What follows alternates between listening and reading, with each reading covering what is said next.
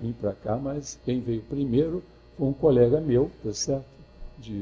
Nós trabalhamos juntos no Rio, que é o professor Mascarenhas.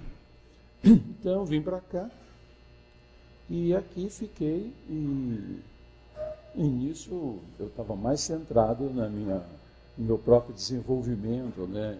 Aqui eu tinha muito mais oportunidade de estudar do que no Rio. Então, depois de um certo tempo, eu acabei recebendo um convite da CAPES e fui lecionar em Fortaleza. Eles queriam, foi o próprio fundador da CAPES, ele queria fazer uma melhoria no ensino no Nordeste, levando professores, e eu fui um dos indicados. Lá eu vi um problema grave, assalta a qualquer pessoa, que o número de estudantes que estavam na universidade, olham só, das classes muito altas Então eu resolvi ajudar os garotos, que eu ficava o tempo inteiro.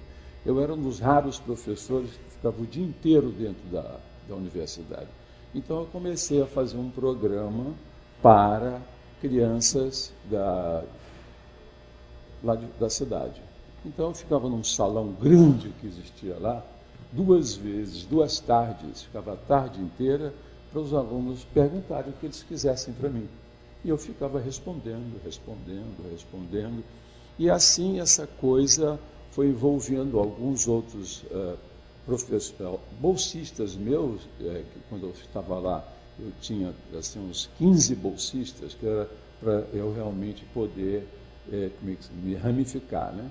E assim eu fiquei fazendo isso durante algum tempo, e essa coisa foi ficando interessante. Então, isso é uma introdução para você ver que esse interesse, para vocês verem, que esse interesse não é uma coisa que eu adquiri aqui em São Carlos, porque aqui ele não é tão chocante, esse problema, quanto é no Nordeste, tá certo? Quer dizer, aqui no Brasil, até agora, até hoje, tá certo? As pessoas não reconhecem que é importante educar as crianças. Mais importante do que educar adultos. Não é a universidade que é importante. O que é importante é o curso primário e os primeiros anos do curso secundário. Então, isso está na minha cabeça há muitos anos, né? E eu sempre que posso faço alguma coisa nessa direção.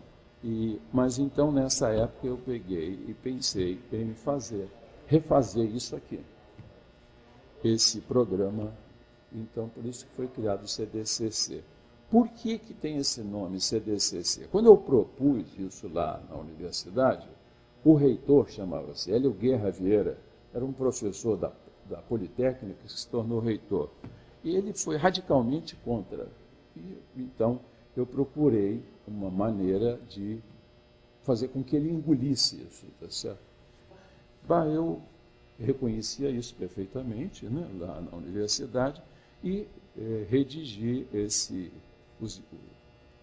essa proposta, mas com o nome de CDCC, porque já existia uma coordenadoria de não sei o que lá na Faculdade de Medicina que tinha sido criada recentemente.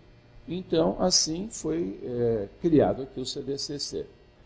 É de suma importância que esse nosso CDCC abra mais a discussão, tá certo? Para ver o que a gente, todos juntos, poderíamos fazer para melhorar esse conhecimento científico. O conhecimento científico, a maneira de se pensar cientificamente, passasse a fazer parte da cultura dos nossos jovens. Nos outros países, um campus como esse seria um grande auditório para ter conferências praticamente 2, 3 vezes por semana. Era uma coisa que poderia ser feito e patrocinado pelo CDCC.